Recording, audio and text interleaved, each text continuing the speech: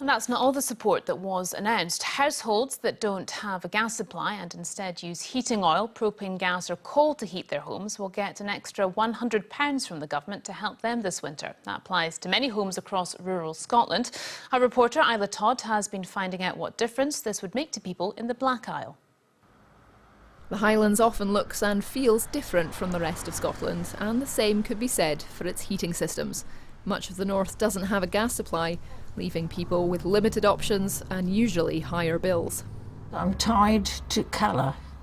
I can't change, it's their tank, so I have to pay for the tank. There's no way out. And last winter it was running out all the time. I was speaking to the coalman on Tuesday, and he says the price is now going up to either 25 or 27.50 from 21.50 last year, which is, I think, quite an increase. So it's going to be a huge problem, I think, for an awful lot of people from young families to people who are old like me, and then it'll be down to how much money you can afford to heat and eat. Highland Council say that 63% of homes in the region are off-grid, so using heating oil stored in tanks like this one, gas canisters or coal to heat their homes. The local authority also says that data they have showing that a third of households are in fuel poverty is already outdated, and the reality is so much worse.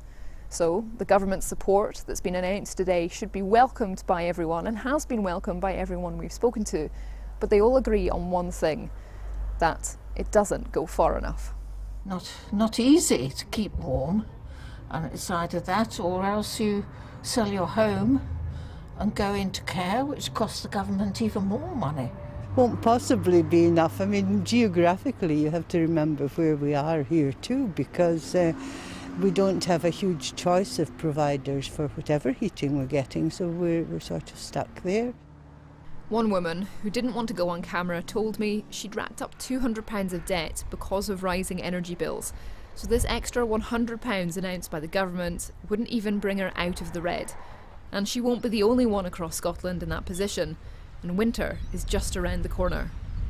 Isla Todd reporting Scotland, the Black Isle.